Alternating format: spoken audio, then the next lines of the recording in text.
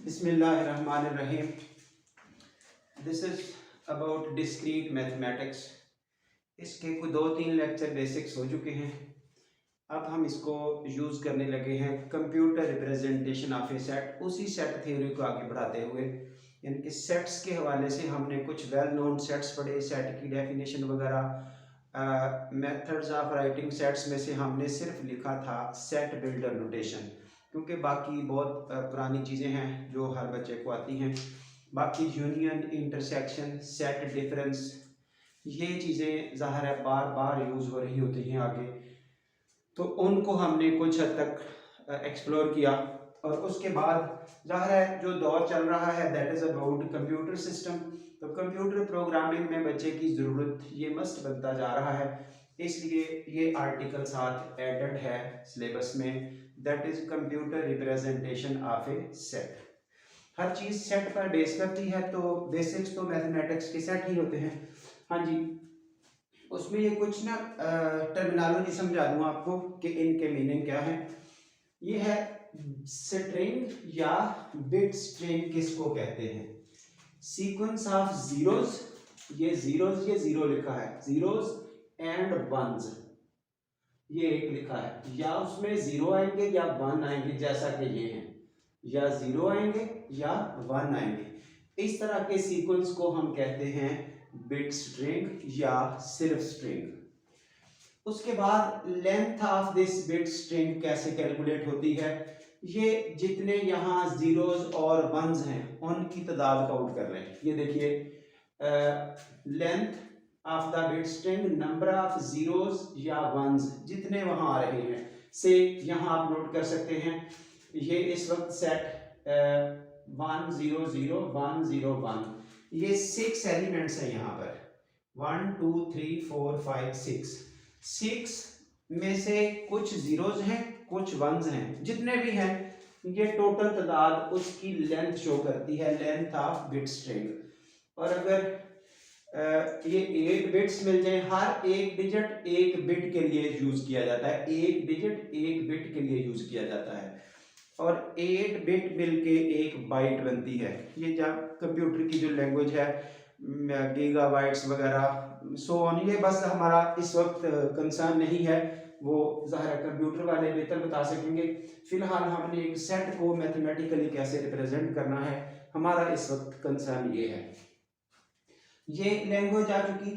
और आखिरी बात ये, यानी कि ऊपर वाली जो एग्जांपल्स दी हैं कि जीरोज या इनके बिट स्ट्रिंग क्या होती है, कैसे बनानी है, ऐसे जीरोज या वंस, सब जीरोज हो सकते हैं, कुछ वंस हो सकते हैं, कुछ जीरोज हो सकते हैं, मिक्सचर हो सकता है। ये साथ बताया कि वो सारी जो ऊपर ये एग्जांपल्स हैं इनमें 5-5 एलिमेंट हैं, इसलिए सब की लेंथ 5 है। यहाँ तक आपको सिर्फ लेंथ ऑफ बिट स्ट्रिंग के बारे में बात की है। उसके बाद जो काम की चीज है कि हाउ टू रिप्रेजेंट, जब कोई चीज कहीं प्रेजेंट है, किसी जगह कोई प्रेजेंट है तो उसको कंप्यूटर ने 1 से डिनोट करना है, और अगर कोई चीज किसी जगह एब्सेंट है तो उस जगह उसको 0 कंसीडर करेगा। बस ये दो ही चीजें हैं। बाइनरी नंबर सिस्टम ही इसलिए पढ़ा जाता है, बाइनरी नंबर सिस्टम पर ये बेस करता है। बाइनरी सिस्टम में या 0 आता है या 1 आता है, ये उसी की आगे शेप चलती है। अगर किसी चीज की प्रेजेंट शो करनी हो तो 1, अगर किसी की एब्सेंस शो करनी हो तो 0। ये हमारे पास दो ही एलिमेंट यूज होने हैं, इसीलिए वो जीरोज और वंस का सीक्वेंस बिट स्ट्रिंग बनता है। चलिए जी, अब एग्जांपल आ रही है, हमें इस सेट को रिप्रेजेंट करना है। कंप्यूटर पर ये सेट कैसे शो होगा। कंप्यूटर पर पहले एक यूनिवर्सल सेट की बात होगी। यूनिवर्सल सेट में जितने एलिमेंट अंडर कंसिडरेशन होते हैं उन सब को रिप्रेजेंट किया जाएगा। जाहिर है अगर आप इस U सेट को देख रहे हैं, पहले जरा क्वेश्चन सुन लें। U एक सेट है 1 से 10 तक। What bit strings represents the subset all odd in U, all even in U, और वो सेट जो 5 से बड़ा ना हो। यानी कि ये 3 क्वेश्चन पूछे हैं आगे, इनको आपने कंप्यूटर पर कैसे रिप्रेजेंट करना है। चलिए जी, सॉल्यूशन।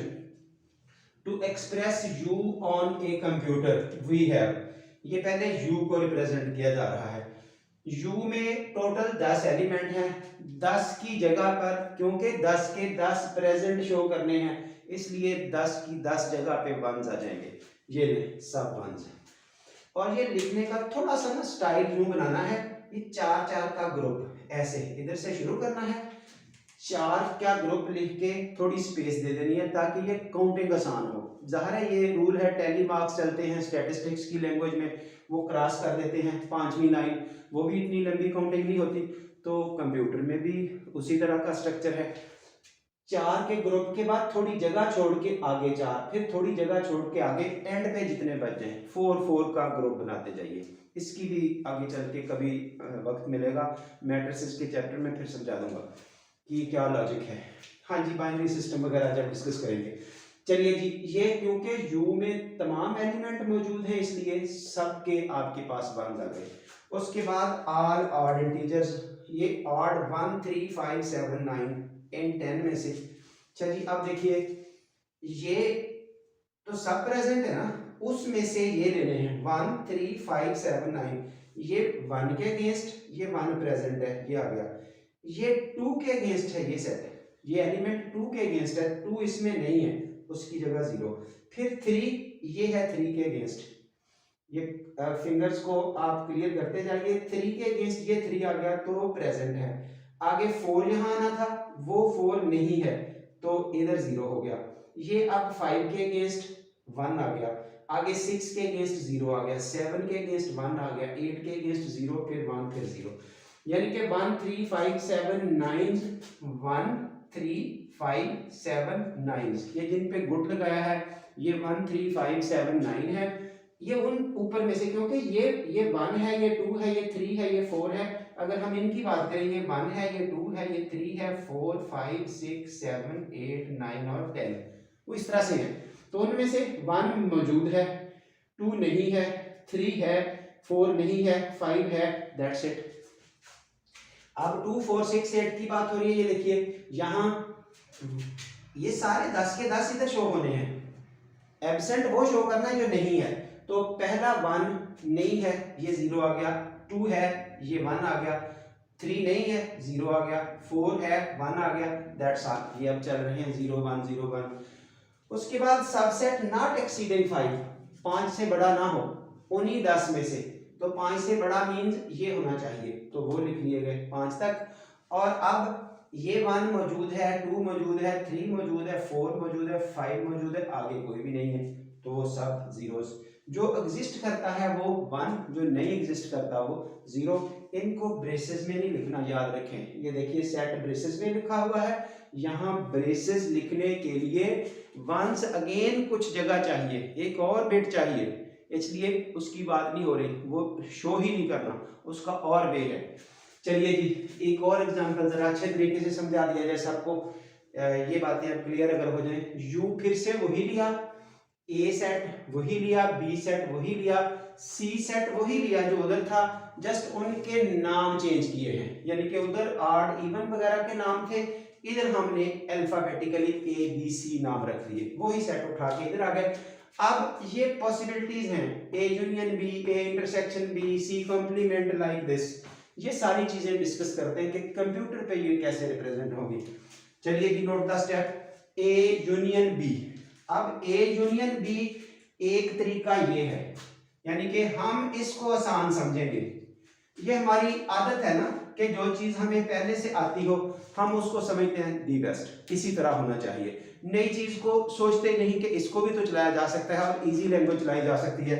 ये देखिए ए यूनियन बी, ये आपके पास है ए, ये है बी, जब इनका यूनियन लेंगे तो क्या आएगा 1 2 3 सो ऑन अप टू 10, यानी कि इनमें से कॉमन पार्ट और नॉन कॉमन पार्ट। इसी तरह से अब ए इंटरसेक्शन बी लेंगे तो कॉमन कुछ भी नहीं है, a माइनस बी लेंगे, all elements of A which are not in b, a के एलिमेंट जो b में नहीं है, a के सारे एलिमेंट ही ऐसे हैं जो b में नहीं है, तो वो 1 3 5 7 और 9। एक तरीका तो ये है कि आप इस तरह पहले यूनियन इंटरसेक्शन वगैरह कैलकुलेट कर लें, उसके बाद रिप्रेजेंटेशन क्लियर है। मसलन ये यूनियन बी है, वो सारे मौजूद हैं, तो जब सारे मौजूद हैं यूनियन में, ये देखिए ये आपको आंसर लिखा हुआ मिल रहा है ए यूनियन बी का, ये देखिए ठीक है। ए इंटरसेक्शन बी में कोई भी नहीं है, खाली सेट है, तो ये देखिए ए इंटरसेक्शन बी का ये रिजल्ट लिखा हुआ नजर आ रहा है आपको, ये वाला ए इंटरसेक्शन बी। तो ये देख लें कोई भी नहीं है, सब जीरोज हैं, ऑल एब्सेंट। इस तरीके से आप काम कर सकते हैं ये सेट बना के, फिर चल पड़े अगर कुछ ना समझ आए, लेकिन जरा क्लियर करें।